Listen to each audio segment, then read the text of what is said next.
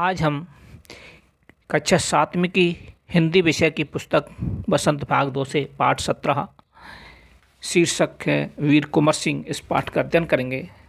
पाठ का अध्ययन करने से पहले पाठ के बारे में संक्षिप्त जानकारी हम प्राप्त कर लेते हैं, जो इस प्रकार से है। प्रस्तुत पाठ में लेखक ने 1857 के स्वतंत्रता संग्राम के वीर एवं कुशल योद्धा वीर कुंवर सिंह का परिचय दिया है। उन्होंने 1857 के व्यापक सशस्त्र विद्रोह में भारत में ब्रिटिश शासन की जड़ों को हिला दिया था। 1857 में बैरकपुर में अंग्रेजों के विरुद्ध बगावत करने पर मंगल पांडे को 8 अप्रैल 1857 को फांसी दे दी गई थी। 10 मई को मेरठ में भारतीय सैनिकों ने विद्रोह का बिगुल बजाकर दिल्ली की ओर कूच किया। उन्होंने 11 मई को अंतिम मुगल बादशाह बहादुर शाह जफर को भारत का शासक घोषित किया। कुंवर सिंह जैसे वयोवृद्ध व्यक्ति ने ब्रिटिश शासन के खिलाफ बहादुर के साथ युद्ध किया। उनका जन्म शाहाबाद जिले के जगदीशपुर में 1782 में हुआ था। कुंवर सिंह के पिता बचपन से ही वीर, स्वाभिमानी एवं उदार स्वभाव के थे। बसुरिया बाबा एक सिद्ध संत ने ही उनके मन में देशभक्ति की भावना उत्पन्न की। 27 जुलाई 1857 को कुंवर सिंह ने आरा पर विजय प्राप्त की। 13 अगस्त को जगदीशपुर में कुंवर सिंह की सेना अंग्रेजों से परास्त हो गई थी। 23 अप्रैल 1858 को वीर कुंवर सिंह स्वाधीनता का पताका फहराते हुए जगदीशपुर पहुंच गए। 26 अप्रैल 1858 को ये वीर संसार से विदा हो गया, अर्थात इनका निधन हो गया। वीर कुंवर सिंह ने अनेक सामाजिक कार्य भी किए। वे कुएं खुदवाते थे, तालाब बनवाते थे। वे संवेदनशील व्यक्ति थे। आइए पाठ प्रारंभ करते हैं, जो इस प्रकार से है। आपने सुभद्रा कुमारी चौहान की कविता झांसी की रानी छठी कक्षा में पढ़ी होगी। इस कविता में ठाकुर कुंवर सिंह का नाम भी आया है। आपको कविता की पंक्तियां याद रही होंगी।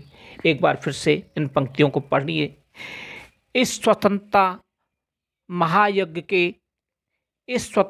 महायज्ञ में कई वीरवर आए काम। इस स्वतंत्रता महायज्ञ में कई वीरवर आए काम। नाना धुंधु पंत तांतिया चतुर अजीमुल्लाह सरनाम। अहमद शाह मौलवी ठाकुर कुंवर सिंह सैनिक अविराम। भारत के इतिहास गगन में अमर रहेंगे जिनके नाम। इस स्वतंत्रता महायज्ञ में कई वीरवर आए काम। नाना धुंधु पंत तांतिया चतुर अजीमुल्लाह सरनाम। अहमद शाह मौलवी ठाकुर कुंवर सिंह सैनिक अविराम। भारत के इतिहास गगन में अमर रहेंगे जिनके नाम।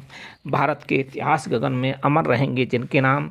यह स्वतंत्रता संग्राम के उसी कुंवर सिंह के बारे में जानकारी दी जा रही है। सन 1857 के व्यापक सशस्त्र विद्रोह ने भारत में ब्रिटिश शासन की जड़ों को हिला दिया था। भारत में जो ब्रिटिश शासन राज करता था, उनकी जड़ों को हिला दिया था, यानी कि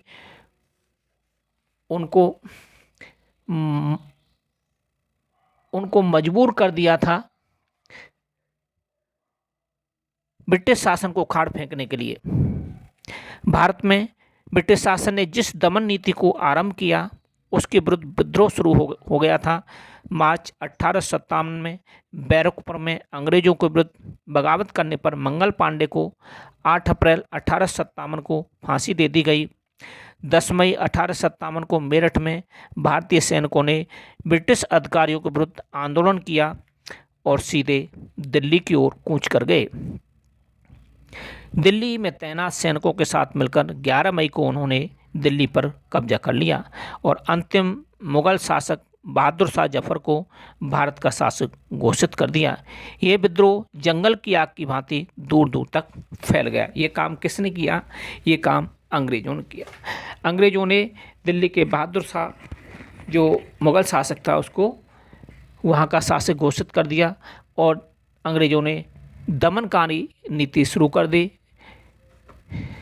यानी उनको दमन, यानी कि कहते हैं किसी उपद्रव या काम को रोकना।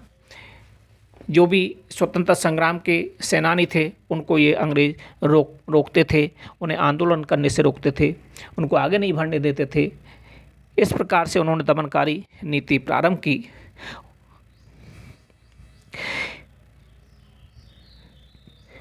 दूर दूर तक फैल गया। कई महीनों तक उत्तरी और मध्य भारत के विस्तृत भूभाग पर विद्रोहियों का कब्जा रहा।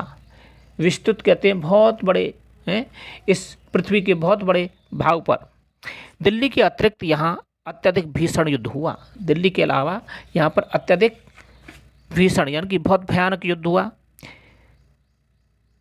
भीषण युद्ध हुआ। वे केंद्र थे कानपुर।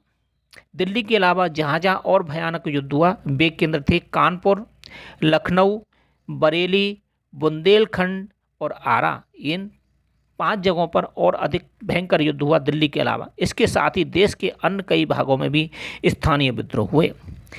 विद्रोह के मुख्य नेताओं में नाना साहेब, तात्या टोपे, बख्त खान, अजीमुल्ला खान, रानी लक्ष्मीबाई, बेगम हजरत महल, कुंवर सिंह, मौलवी अब्दुल्ला, बहादुर खान और राव तुलाराम थे। ये मुख्य विद्रोह के मुख्य नेता थे। नाना साहेब, तात्या टोपे, बख्त खान, अजीमुल्ला खान, रानी लक्ष्मीबाई, बेगम हजरत महल, कुंवर सिंह, मौलवी अब्दुल्ला, बहादुर खान और राव तुलाराम थे। 1857 का आंदोलन स्वतंत्रता प्राप्ति की दिशा में एक दृढ़ कदम था, यानी कि कठोर कदम था। आगे चलकर जिस राष्ट्रीय एकता और आंदोलन की नींव पड़ी उसकी आधार भूमि को निर्मित करने का काम 1857 के आंदोलन ने किया। भारत में सांप्रदायिक सद्भाव को बढ़ाने के लिए, भारत में सांप्रदायिक सद्भाव यानी कि सांप्रदायिक सद्भाव कहते हैं धर्म के आधार पर मेलजोल करने के लिए, सांप्रदायिक सद्भाव को बढ़ाने की दिशा में भी इस आंदोलन का विशेष महत्व रहा है। 1857 के आंदोलन में वीर कुंवर सिंह का नाम कई दृष्टियों से उल्लेखनीय है। कुंवर सिंह जैसे वयोवृद्ध व्यक्ति ने ब्रिटिश शासन के खिलाफ बहादुरी के साथ युद्ध किया।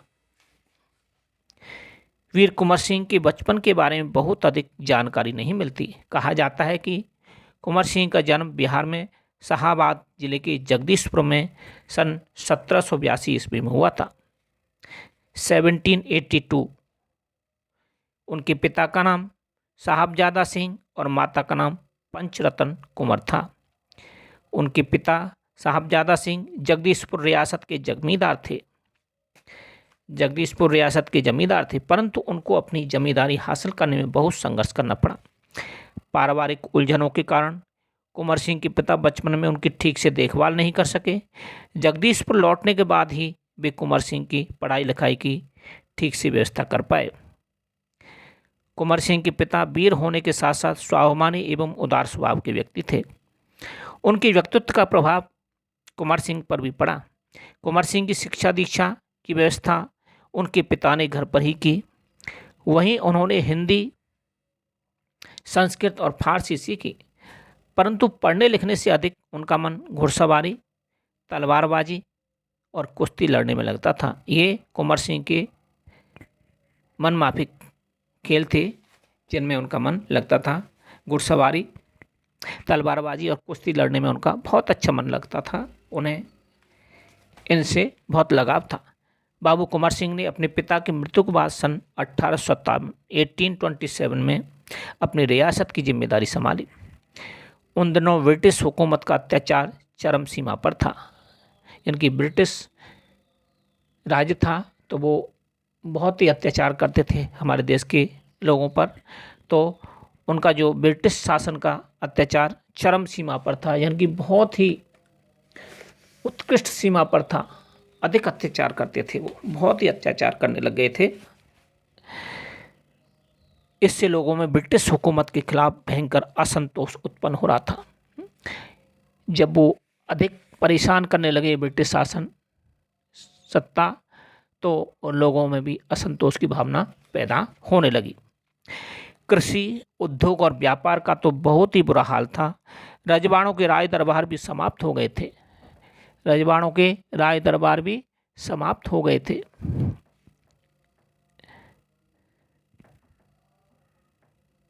भारतीयों को अपने ही देश में महत्वपूर्ण और ऊंची नौकरियों से वंचित कर दिया गया था। इससे ब्रिटिश सत्ता के विरुद्ध देशव्यापी संघर्ष की स्थिति बन गई थी। ऐसी स्थिति में कुंवर सिंह ने ब्रिटिश हुकूमत से लोहा लेने का संकल्प लिया। जगदीशपुर के जंगलों में बसुरिया बाबा नाम के एक सिद्ध संत रहते थे। उन्होंने ही कुंवर सिंह में देशभक्ति एवं स्वाधीनता की भावना उत्पन्न की थी। उन्होंने बनारस, मथुरा, कानपुर, लखनऊ आदि स्थानों पर जाकर विद्रोह की सक्रिय योजना बनाई।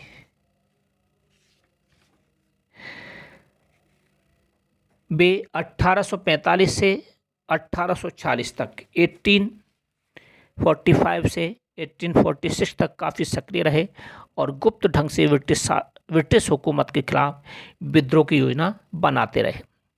उन्होंने बिहार के प्रसिद्ध सोनपुर मेले को अपनी गुप्त बैठकों की योजना के लिए चुना। सोनपुर के मेले को एशिया का सबसे बड़ा पशु मेला माना जाता है। यह मेला कार्तिक पूर्णिमा के अवसर पर लगता है। ये हाथियों के क्रय विक्रय के लिए भी विख्यात है। इसी ऐतिहासिक मेले में उन दिनों स्वाधीनता के लिए लोग एकत्र होकर क्रांति के बारे में योजना बनाते थे। 25 जुलाई 1857 को दानापुर की सैनिक टुकड़ी ने विद्रोह कर दिया और सैनिक सोन नदी पार कर आरा की ओर चल पड़े। कुंवर सिंह से उनका संपर्क पहले से ही था। इस मुक्ति वाहिनी के सभी बागी सैनिकों ने कुंवर सिंह का जयघोष करते हुए आरा पहुंचकर जेल की सलाखें तोड़ दी और कैदियों को आज़ाद कर दिया। 27 जुलाई 1857 को कुंवर सिंह ने आरा पर विजय प्राप्त की। सिपाहियों ने उन्हें फौजी सलामी दी। यद्यपि कुंवर सिंह बूढ़े हो चले थे, परंतु वह बूढ़ा सूरवीर इस अवस्था में भी युद्ध के लिए तत्पर हो गया, यानी तैयार हो गया और आरा क्रांति का महत्वपूर्ण केंद्र बन गया। दानापुर और आरा की इस लड़ाई की ज्वाला बिहार में सर्वत्र व्याप्त हो गई थी, लेकिन देसी सैनिकों में अनुशासन की कमी, स्थानीय जमींदारों का अंग्रेजों के साथ सहयोग करना एवं आधुनिकतम शस्त्रों की कमी के कारण जगदीशपुर का पतन रोका ना जा सका। यानी कि जगदीशपुर पतन की ओर, यानी कि वहाँ कुछ ये चीज़ें नहीं थी वहाँ पे, तो वहाँ व्यवस्थाएं नहीं हो पाई और जगदीशपुर का जो रूप बदलना चाहिए था वो नहीं बदल सका, वो पतन की ओर जाने लगा। 13 अगस्त को जगदीशपुर में कुंवर सिंह की सेना अंग्रेजों से परास्त हो गई, किंतु इससे वीरवर कुंवर सिंह का आत्मबल टूटा नहीं और वे भावी संग्राम की योजना बनाने में तत्पर हो गए। वे क्रांति के अन्य संचालक नेताओं से मिलकर इस आज़ादी की लड़ाई को आगे बढ़ाना चाहते थे। कुंवर सिंह सासाराम से मिर्ज़ापुर होते हुए रीवा, कालपी, कानपुर एवं लखनऊ तक गए। लखनऊ में शांति नहीं थी, इसलिए बाबू कुंवर सिंह ने आजमगढ़ की ओर प्रस्थान किया। उन्होंने आज़ादी की इस आग को बराबर जलाए रखा। उनकी वीरता की कीर्ति पूरे उत्तर भारत में फैल गई। कुंवर सिंह की इस विजय यात्रा से अंग्रेजों के होश उड़ गए। कई स्थानों के सैनिक एवं राजा कुंवर सिंह की अधीनता में लड़े। उनकी ये आज़ादी की यात्रा आगे बढ़ती रही, लोग शामिल होते गए और उनकी अगुवाई में लड़ते रहे। इस प्रकार ग्वालियर, जबलपुर के सैनिकों के सहयोग से सफल सैन्य रणनीति का प्रदर्शन करते हुए वे लखनऊ पहुंचे। आजमगढ़ की ओर जाने का उनका उद्देश्य था इलाहाबाद एवं बनारस पर आक्रमण कर शत्रुओं को पराजित करना और अंततः जगदीशपुर पर अधिकार करना। अंग्रेजों और कुंवर सिंह की सेना के बीच घमासान युद्ध हुआ। उन्होंने 22 मार्च 1858 को आजमगढ़ पर कब्जा कर लिया। अंग्रेजों ने दोबारा आजमगढ़ पर आक्रमण किया। कुंवर सिंह ने एक बार फिर आजमगढ़ में अंग्रेजों को हराया। इस प्रकार अंग्रेजी सेना को परास्त कर वीर कुंवर सिंह 23 अप्रैल 1858 को स्वाधीनता की विजय पताका फहराते हुए जगदीशपुर पहुंच गए, किंतु इस बूढ़े शेर को बहुत अधिक दिनों तक इस विजय का आनंद लेने का सौभाग्य न मिला। इसी दिन विजय उत्सव मनाते हुए लोगों ने यूनियन जैक अंग्रेजों का झंडा उतार कर अपना झंडा फहराया। इसके 3 दिन बाद ही 26 अप्रैल 1858 को यह वीर इस संसार से विदा होकर अपनी अमर कहानी छोड़ गया। इस प्रकार से वो इस दुनिया से चले गए, उनका निधन हो गया और वो स्वाधीनता संग्राम करते करते वो इस दुनिया से चल बसे। स्वाधीनता सेनानी वीर कुंवर सिंह युद्ध कला में पूरी तरह कुशल थे। छापामार युद्ध करने में उन्हें महारत हासिल थी। छापामार युद्ध करने में उन्हें महारत हासिल, छापामार युद्ध कहते हैं बच्चों जो छिप करके युद्ध करते हैं, महारत यानी की विशेषता, ठीक है ना। कुंवर सिंह के रण कौशल को अंग्रेजी सेनानायक समझने में पूर्णतः असमर्थ थे। वो किस प्रकार से युद्ध की योजना बनाते थे इसको अंग्रेज समझने में पूर्णतः असमर्थ रहते थे। दुश्मन को उनके सामने से या तो भागना पड़ता था या कट मारना पड़ता था। दुश्मन या तो भाग जाता था या वो पहले ही उनके आने से पहले ही वो चला जाता था। 1857 के स्वतंत्रता संग्राम में इन्होंने तलवार की जिस धार से अंग्रेजी सेना को मौत के घाट उतारा, उसकी चमक आज भी भारतीय इतिहास के पृष्ठों पर अंकित है। उनकी बहादुर के बारे में अनेक किस्से प्रचलित हैं। कहा जाता है एक बार वीर कुंवर सिंह को अपनी सेना के साथ गंगा पार करनी थी। अंग्रेजी सेना निरंतर उनका पीछा कर रही थी, पर कुंवर सिंह भी कम चतुर नहीं थे। उन्होंने अफवाह फैला दी कि वे अपनी सेना को बलिया के पास हाथियों पर चढ़ाकर पार कराएंगे। फिर क्या था, अंग्रेज सेनापति डगलस बहुत बड़ी सेना लेकर बलिया के निकट गंगा तट पर पहुंचा और कुंवर सिंह की प्रतीक्षा करने लगा। कुंवर सिंह ने बलिया से 7 मील दूर शिवराजपुर नामक स्थान पर अपनी सेना को नावों से गंगा पार करा दिया। जब डगलस को इस घटना की सूचना मिली तो वह भागते हुए शिवराजपुर पहुंचा, पर कुंवर सिंह की तो पूरी सेना गंगा पार कर चुकी थी। एक अंतिम नाव रह गई थी और कुंवर सिंह उसी पर सवार थे। अंग्रेज सेनापति डगलस को अच्छा मौका मिल गया। उसने गोलियां बरसानी आरंभ कर दी।